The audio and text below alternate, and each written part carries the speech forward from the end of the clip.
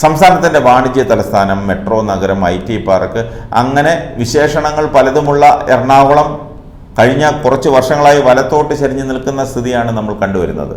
എന്നാൽ സാമുദായിക രാഷ്ട്രീയ അടിയൊഴുക്കുകൾ ഉണ്ടായ ചുരുക്ക സമയങ്ങളിൽ ഗതി മാറി ഇടത്തോട്ടും ചാഞ്ഞിട്ടുണ്ട്. അങ്ങനെയുള്ള എറണാകുളത്ത് ഇത്തവണയും ജയപരാജയങ്ങൾ നിർണ്ണയിക്കുന്നതിൽ നിർണായക പങ്കുവഹിക്കുന്നത് സാമുദായിക സമവാക്യങ്ങൾ തന്നെയാണ്.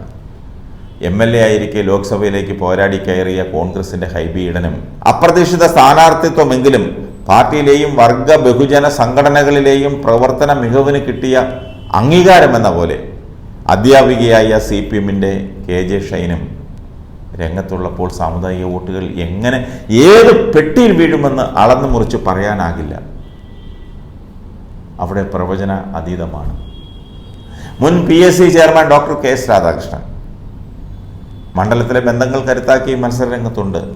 മറ്റെല്ലാത്തിനും അപ്പുറം ആ ബന്ധങ്ങൾ മുതലാക്കി അദ്ദേഹം കഴിഞ്ഞ തവണത്തേക്കാൾ കൂടുതൽ പിടിക്കുന്ന ഓരോ വോട്ടും ഇടത് വലത് മുന്നണിയുടേതാണെന്നാണ് BJP കരുതുന്നത്. അതങ്ങനെയാണല്ലോ. പക്ഷേ അതുണ്ടാകില്ലെന്ന് ഉറപ്പാണ്.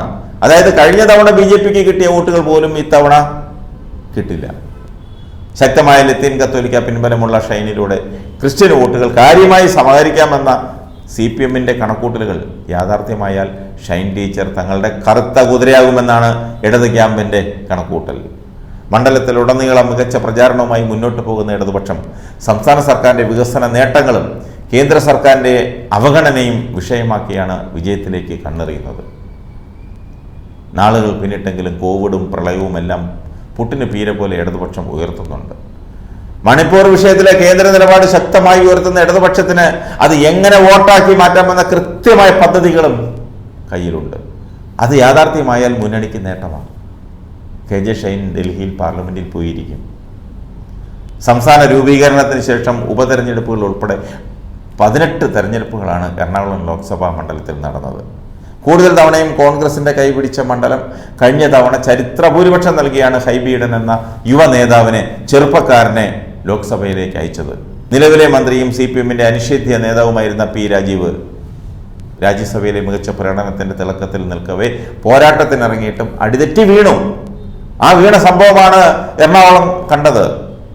മതസാമുദായിക വോട്ടുകൾ പെട്ടിയിൽ വീണില്ല, ഇടതുമുന്നണിയുടെ പെട്ടിയിൽ വീണില്ല. അത് നരേന്ദ്രമോദിയുടെ സന്ദർശനവും റോഡ് ഷോയും 3000 കോടിയുടെ വികസന പ്രവർത്തനങ്ങളുടെ പ്രഖ്യാപനവും എല്ലാം ഇത്തവണ നടന്നത് കൊച്ചിയിലാണ്. ഇതെല്ലാം വോട്ടാക്കി മാറുമെന്നും അത് BJPയുടെ പെട്ടിയിൽ എത്തുമെന്നുമാണ് BJPക്കാർ സംഘപരിവാറുകാർ കണക്കൂട്ടുന്നത്.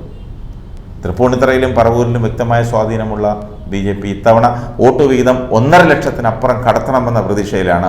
ഒപ്പം BDJSൻ്റെ കൂടി സഹായത്തോടെ വോട്ട് വിഹിതം 2 ലക്ഷത്തിനടുത്ത് എത്തിക്കാൻ കഴിഞ്ഞാൽ നേട്ടമാകുമെന്നാണ് അവർ മനക്കോട്ട കൂട്ടുന്നത്. ജനസംഖ്യയുടെ 53% ക്രൈസ്തവരാണ്. അതിൽ 45% വരും ലത്തീൻ സമുദായ വോട്ട്. ഫലം നിർണ്ണയിക്കുന്നത് ഈ വോട്ടുകളാണ്. ജനസംഖ്യയുടെ 36.21% ഹൈന്ദവ വോട്ടർമാർ, കൂടുതലും നായർ സമുദായ അംഗങ്ങൾ. കോൺഗ്രസ് അനുഭവമാണ് ഈ വിഭാഗത്തിൽ കൂടുതൽ. 15.67% മുസ്ലിം വോട്ടുകളും പ്രധാനമാണ്.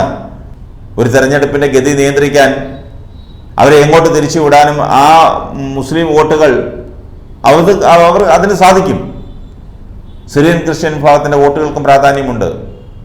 ചുരുക്കത്തിൽ സാമുദായിക വോട്ടുകളാണ് ഇവിടുത്തെ ഗതി നിയന്ത്രിക്കുന്നത്. അതിന് ഒരു സംശയവും വേണ്ട.